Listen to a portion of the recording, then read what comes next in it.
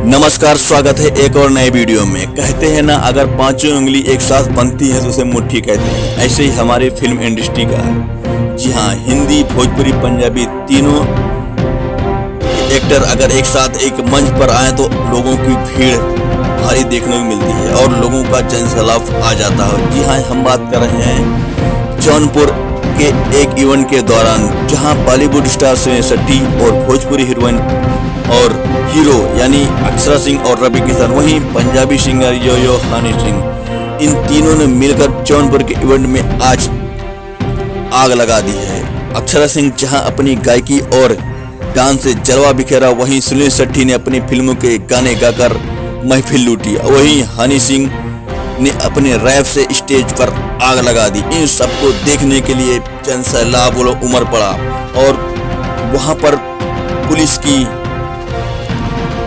सहायता लेनी पड़ी। जनता ने अक्षर सिंह की डांस पर बेकाबू हो गए, वहां पर पुलिस की मदद लेनी पड़ी। तो यह शो काफी हिट रहा।